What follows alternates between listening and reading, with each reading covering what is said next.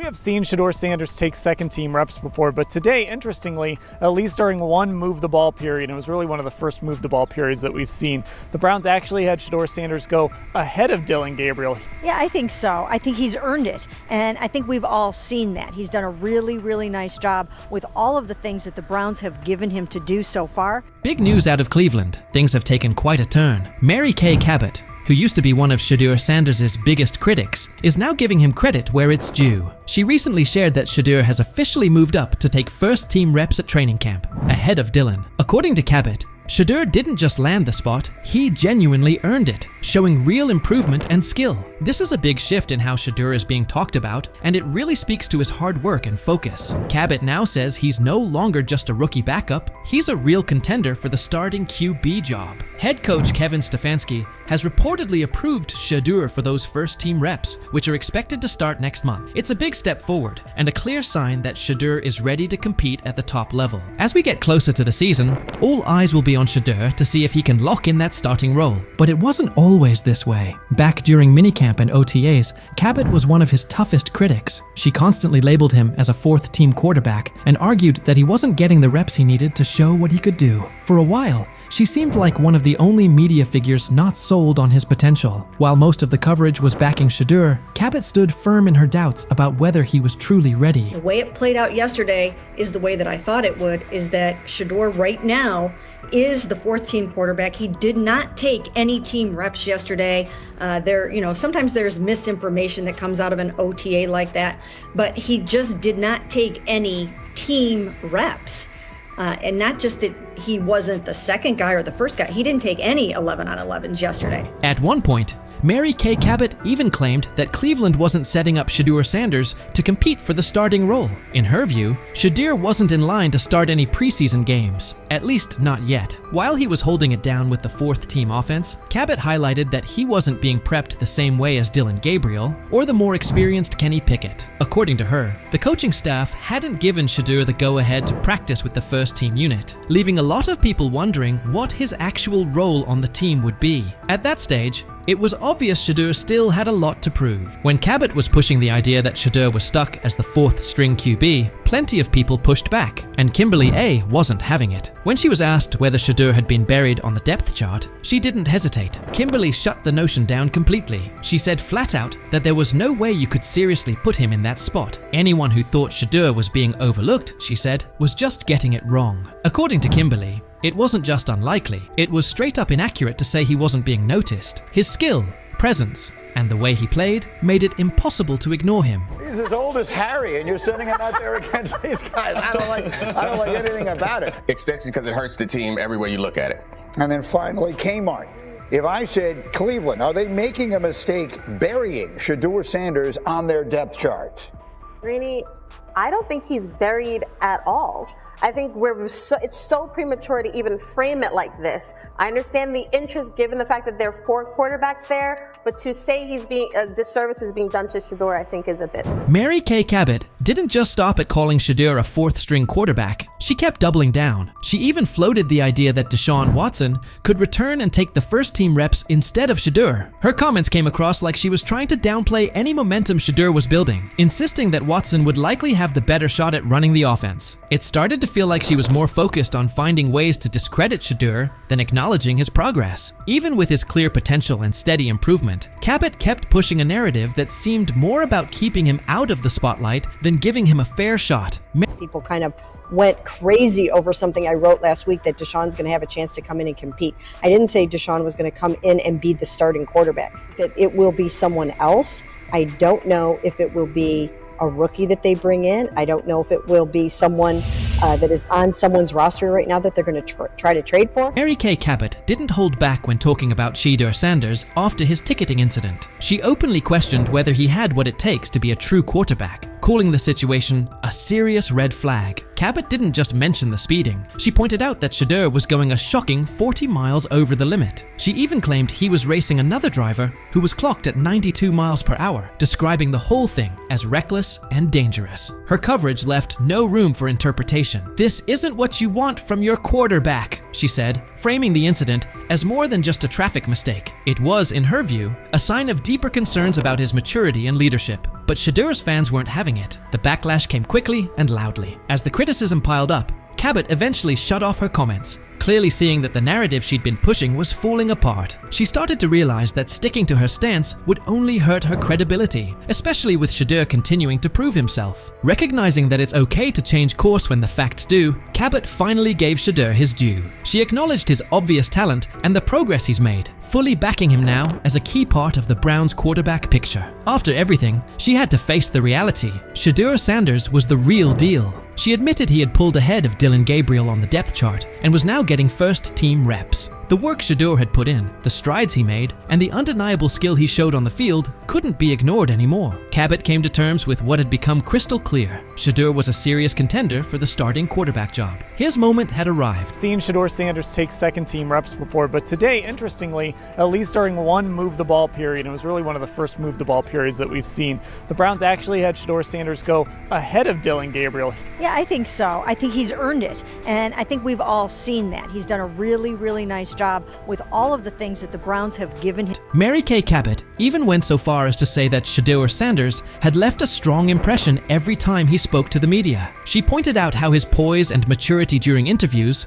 only added to his rising reputation, stressing that the Browns were taking everything into account. According to her, Shedeur seemed to stand out above every other quarterback on the roster. It was becoming more and more obvious that his progress wasn't limited to just what he was doing on the field. He was also stepping up as a leader off of it. Her change in tone showed just how hard it was to ignore Shedeur's impact and the potential he was starting to reveal in every part of the game. Shedeur Sanders has now shown, without question, that his skill and drive are the real deal. Even Cabot, once one of his harshest critics, has come around. His development as a player, his ability to exceed expectations, and the way he carries himself in front of the media have all helped shift the conversation. He started out being dismissed as a fourth-string quarterback, but Shedeur kept pushing, eventually moving ahead of names like Dillon Gabriel. Through strong showings during minicamps, OTAS, and the lead up to the season, he's proven he's ready for the spotlight. And it's not just Mary Kay who's flipped her stance. A lot of people who once doubted him are now among his loudest supporters, giving him credit for the growth he's shown and the potential he brings to the team. Shedeur's rise has been all about resilience. He's turned criticism into motivation, and that dedication has earned him respect. His progress isn't just about football, it's also about the leadership and maturity he's displayed along the way. As Shedeur keeps growing, it's clear he's not just another rookie, he's on track to become a breakout star. What do you think? Has Shedeur truly earned his spot as a starting QB contender, or is there still more work to do? Was Mary Kay right to change her opinion, or should she have stuck with her original take? What do you think was the turning point that flipped the script for Shedeur? And do you believe this support he's getting will keep building as the season goes on? So he says, this is exactly what he says.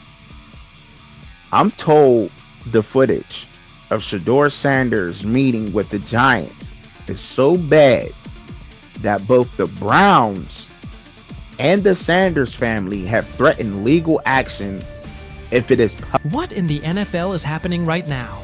The New York Giants just leaked a draft interview recording with Shedeur Sanders, and fans are completely freaking out. Did Shedeur take some shots? Did the Giants forget what the word confidential means? Or did someone accidentally hit reply all on something that was supposed to stay locked away? Get ready, because this roller coaster involves hot mics, bad takes, and a whole lot of drama. What happened with Shedeur on draft night to make him fall to the 5th round, and them talking about the Giants coming out with all that information talking about Shedeur did bad, bombed the interview, all that type stuff. We all know my last video when I talked about the interview tape about Shedeur did not get a playbook. The NY Giants, in true Stonewall fashion, dropped a carefully trimmed clip from their highly sought-after interview with Shedeur Sanders, then quickly locked everything else away like it was top-secret intel. Was this a calculated PR stunt, or just a low-key attempt at sabotage? Either way, the silence speaks louder than any official statement. Fans aren't buying this half-baked version of transparency, and they're definitely not ready to just bench him and move on. Instead, they're demanding answers, calling out the organization for what feels like a planned smear job. One thing's for sure, the hate is loud, but Shedeur's supporters are even louder.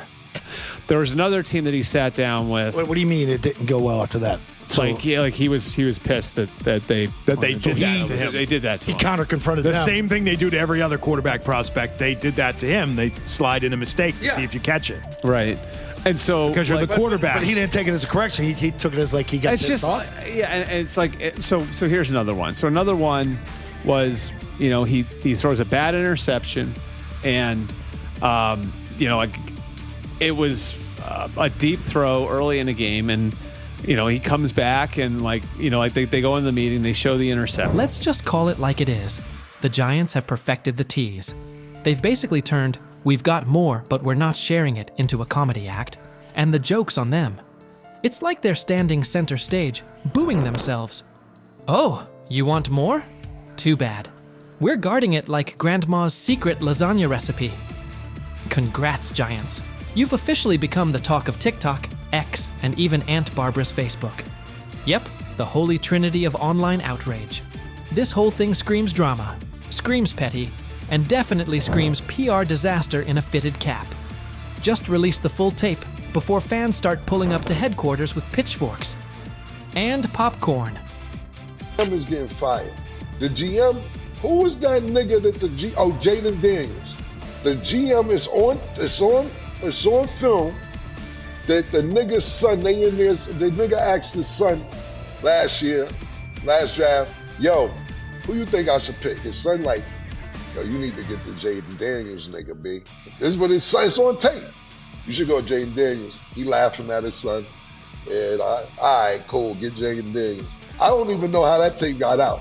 I wouldn't have let the shit get out personally. Meanwhile, Shedeur, the latest poster boy for maybe the Giants don't like talent unless it's dressed in blue and red confetti, is soaking it all in like it's just another day at practice. And here's the best part of the irony.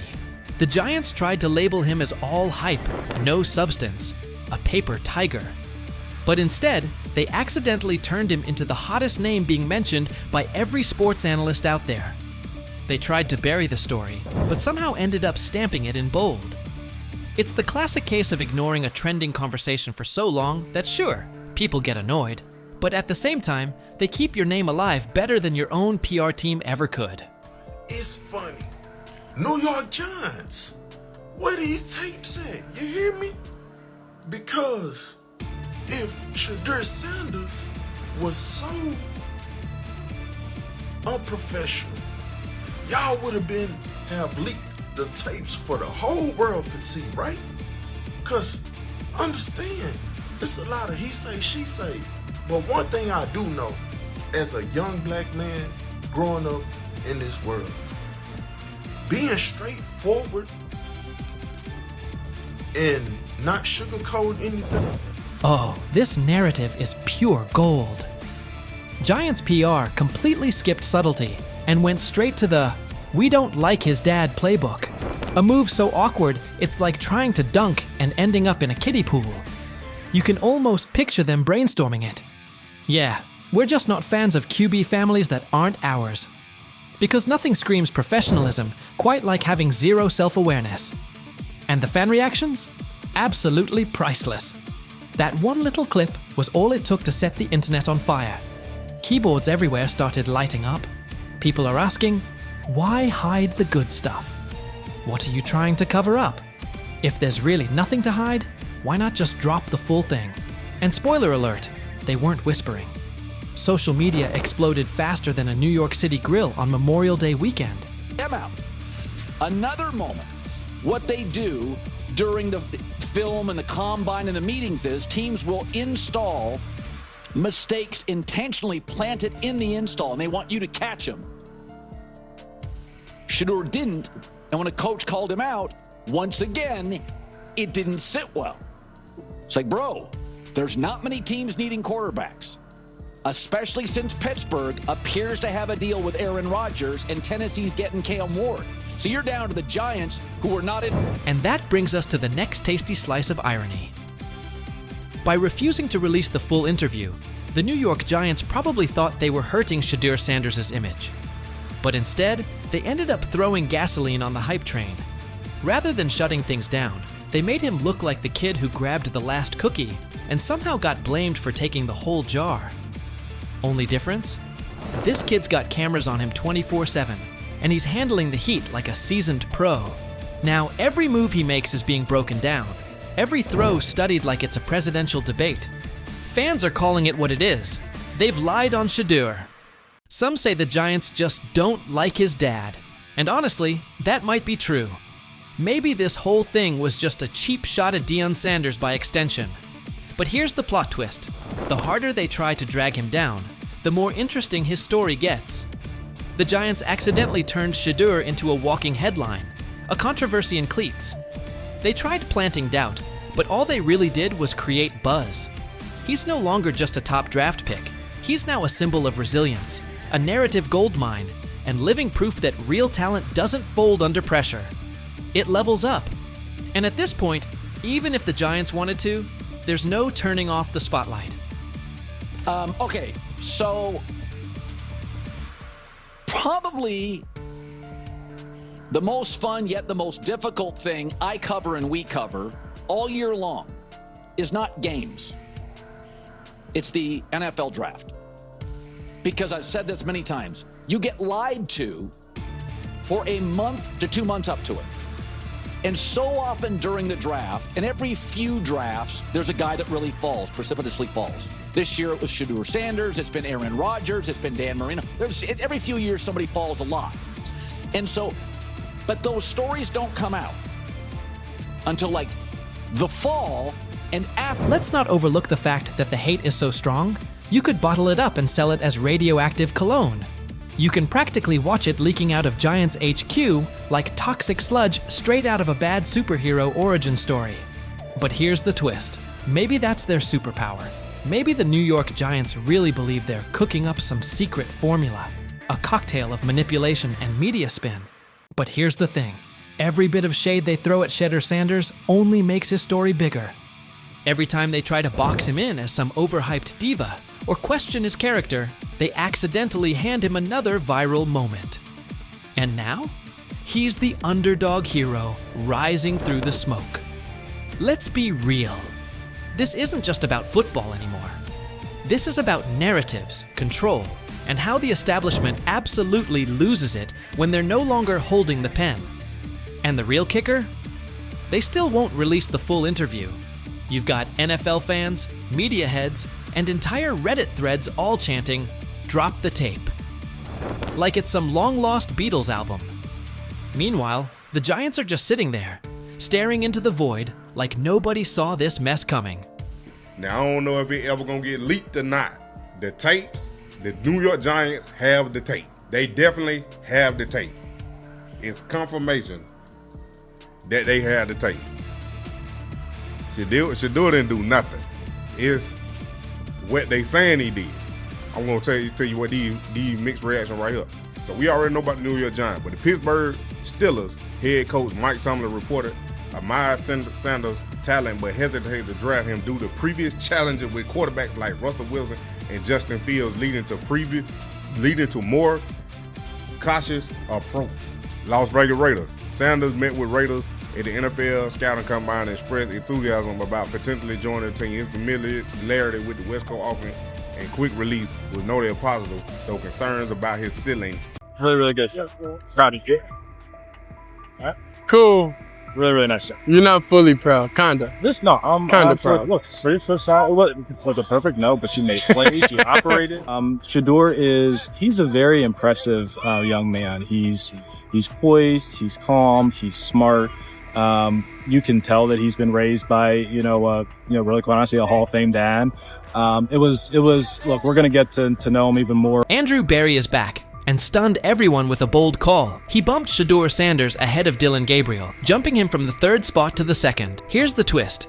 Berry is all in on Shedeur, and it's intentional. He was the one inside the Browns organization who pushed for Shedeur to join the team. We saw the signs in the preseason. Berry clearly wanted Shedeur Sanders to break through and succeed in the NFL. In regards to Shedeur and Deion's not going to interfere. Deion's not going to be calling the coach. Deion's not going to be commenting about Shedeur while he's in Colorado. Lou, I think there's a lot of just fake news out there. All spring, Andrew Berry zeroed in on Shedeur Sanders. His initial plan was to get him in the first or second round. When the board didn't break that way, you could see the urgency. By round 5, Barry pushed the issue. He pressed the Haslams to greenlight the pick and bring Shedeur to Cleveland. His pitch covered more than arm talent and processing speed. He emphasized Shedeur's market presence and ability to lift the franchise's profile. That combination sealed it, and the Browns made the move. From there, Shedeur quickly became one of the team's most visible figures, which many around the league expected. Cleveland then moved Kenny Pickett, narrowing the depth chart traffic and giving Shedeur a cleaner runway to compete for meaningful snaps. The message was simple: opportunity is coming, and the path is clear. After a strong preseason debut, Barry sought Shedeur out and delivered direct praise. That wasn't a routine pat on the back, it was a deliberate public endorsement. It signaled how the Browns view him, not just as another quarterback on the roster, but as a priority investment with both on-field upside and off-field impact. The organization's actions, draft capital, roster moves, and visible support line up behind the same idea. They're betting on Shedeur Sanders and intend to give him every chance to grow into a central piece of this team. Really, really good. Proud of you. All right. Cool. Really, really nice job. You're not fully proud, kinda. I'm kinda proud. Look, for your first time, it was a perfect no, but you made plays, you operated, so it's just stacked. I love when you tell the facts, dude. No, but it's okay. Listen, you did a nice job. Andrew Berry's bet on Shedeur Sanders is aging well, and the media is starting to echo that view. Mary Kay Cabot recently argued that Shedeur is the primary reason the Cleveland Browns remain in the conversation after a rough year. In her view, amid team-wide struggles, it's Sanders' presence, his profile, buzz, and flashes that kept Cleveland from slipping out of the spotlight entirely. Without him, she suggests, the Browns likely drift off the national radar. That ripple effect validates Barry's aggressive stance. The move wasn't just about a depth chart, it was about relevance and upside. Cabot also underscored that Shedeur isn't merely a headline, he's a quarterback with real runway to grow. His tools and poise are too substantial for Cleveland to park on the sidelines, and she pushed for a genuine opportunity to see what he can be with proper support. The calculus is straightforward. If he meets expectations, the Browns have a young centerpiece. If he doesn't, the organization can still reassess and pivot. Either way, the signal is clear. Barry's conviction in Shedeur Sanders has positioned Cleveland to capture attention now, while exploring a ceiling that could reshape the team's future. It was too much value to pass up there, a developmental quarterback that they could take a look at and just kind of see what they had. Right now, his upside clearly outweighs the downside. It's a bet the team can't ignore. After Shedeur Sanders' tough preseason outing, when critics jumped in, Andrew Berry didn't let it drift. Instead of excuses, he acted. He pulled the entire offensive line that had been on the field with Shedeur. That decision shook the building and made the front office's stance obvious. Protect the quarterback, give him a fair evaluation, and set him up to succeed. It signaled full investment in his development. Barry's move wasn't just a swap of personnel, it set a standard. He pushed for accountability, demanded changes, and focused on building a setting where Shedeur can grow instead of being put in losing spots. It's one of the strongest steps in reshaping the Browns roster and shows real trust in Shedeur's trajectory. There's also a bigger plan here. These choices aren't only about one game. They're tied to the long-term quarterback picture. With Dylan Gabriel's physical limitations and Kenny Pickett gone,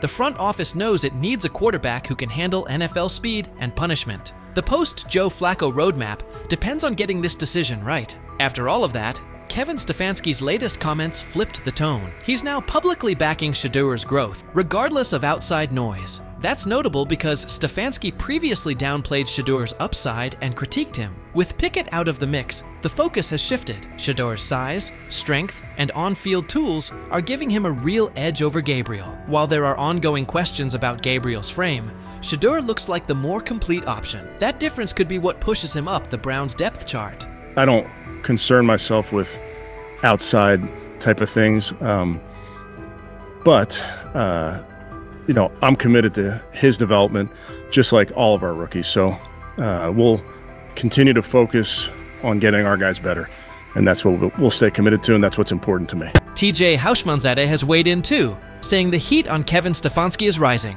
and a lot of it stems from Andrew Berry's aggressive choices. Hausmann-Zada pointed out that the microscope on Cleveland's quarterback plan is getting sharper, leaving Stefanski with little room for error. His warning was direct. If Stefanski keeps capping Shedeur Sanders' role or downplaying his importance, it could put his job at risk. With the front office and fan base tracking every move and Berry firmly behind Shedeur, any attempt to slow him down could push Stefanski onto the hot seat. Bottom line, Berry's steadfast backing of Shedeur Sanders now defines the Browns' quarterback landscape, and the ripple effects are everywhere. From the early draft push to the decisive preseason calls, Berry has made it clear he intends to give Shedeur a real runway. That stance hasn't just shifted the depth chart, it's also forced key figures, Stefanski included, to recalibrate their approach. What used to be a conversation full of doubts about Shedeur's ceiling has turned into a high-stakes pivot point, with Berry's conviction driving the agenda. As the pressure builds,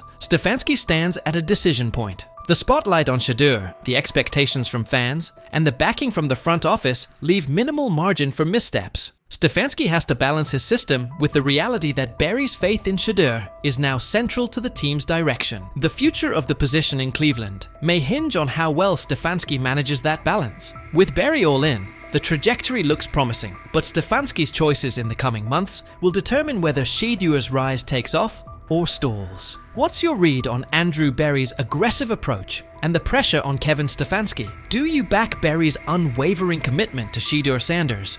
Or is it too much risk for a young quarterback? And how do you feel about Stefanski's shift in tone, given his earlier skepticism? Share your take below. Does this pressure cooker sharpen the Browns, or set them up to stumble? An opportunity now in Cleveland with a quarterback situation that, honestly, he can come out of and win the job. I think he'll do well. I really do. I think the kid works really hard. I think he loves the game of ball. And when it comes down to it, if you have a guy like that loves the game, obviously grown up around it his whole life, I think he'll be successful. He has a tremendous luxury to change plays at the line of scrimmage and what he sees.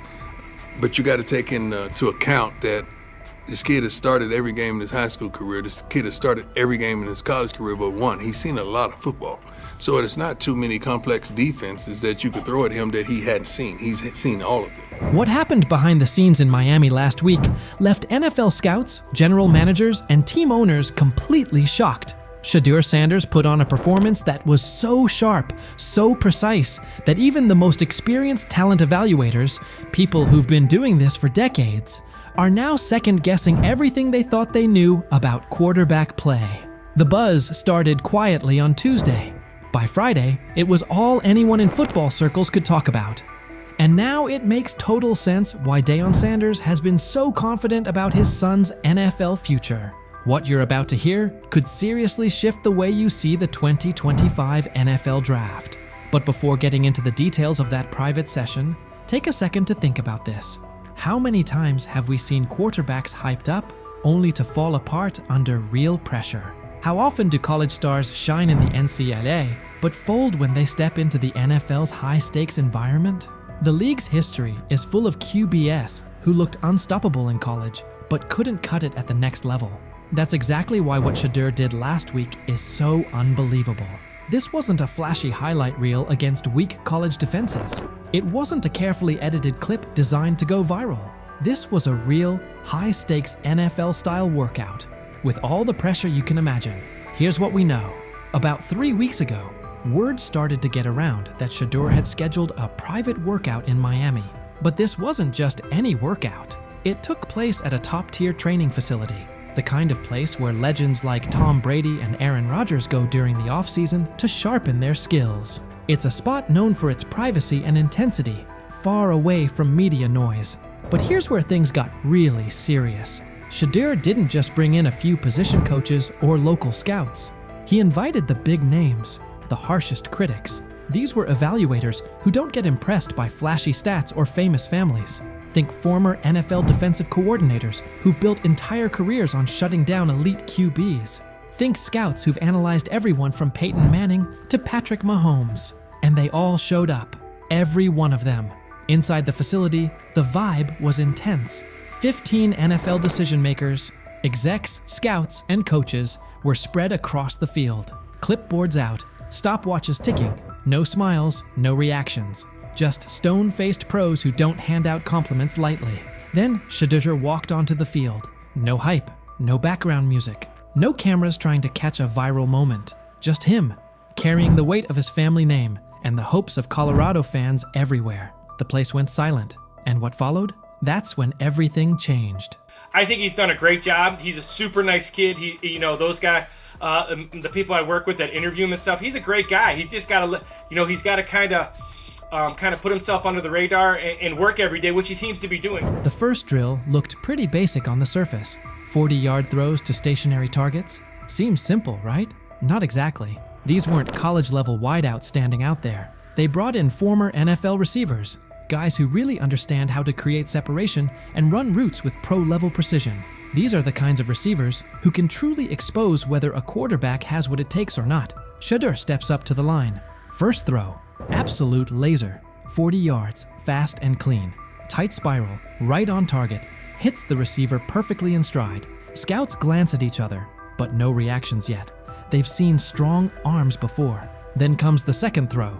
Still 40 yards, but now it's a comeback route. Way more challenging. The timing has to be spot on. The throw needs to be out before the receiver even makes his cut. Shedeur doesn't just hit the pass. He reads it ahead of time, releasing the ball before the receiver even turns. When the ball lands right in the receiver's chest, just as he comes out of the break, even some of the veteran coaches are caught off guard. One scout literally drops his clipboard. And that was just the warm-up. The real challenge came next. Game simulation. Imagine this. A mock defense made up of former NFL players. Not fringe guys, but legit starters from just a couple of seasons ago. These defenders know how to bait quarterbacks, disguise their coverage, and turn up the pressure. Here's the setup. 2-minute drill. Down 6 points. 85 yards to go. No timeouts. It's the kind of pressure that usually breaks college quarterbacks and separates the real ones from the hype. Shedeur lines up under center. The defense shows one look, but you can tell something's coming. There's a shift about to happen. Classic disguise to force confusion. As soon as the ball is snapped, the coverage rotates, just like expected. Most young QBs would freeze, panic, or try to force something risky, but not Shedeur. He steps up into the pocket with the kind of calm you see from seasoned pros. Eyes downfield the entire time.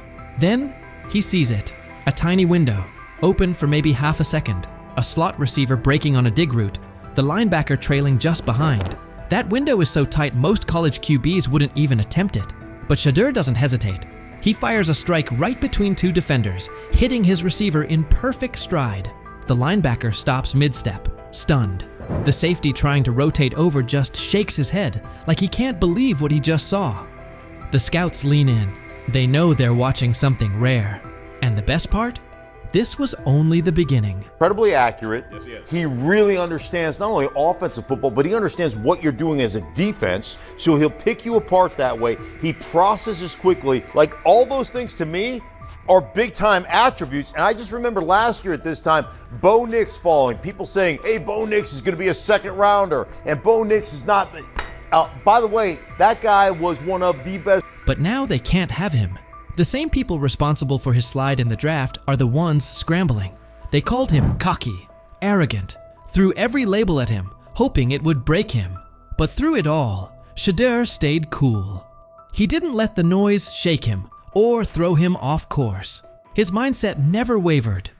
He knew exactly what he brought to the table, and no amount of criticism was going to change that. Instead of folding under the pressure, he locked in even more. Their doubt didn't shake him.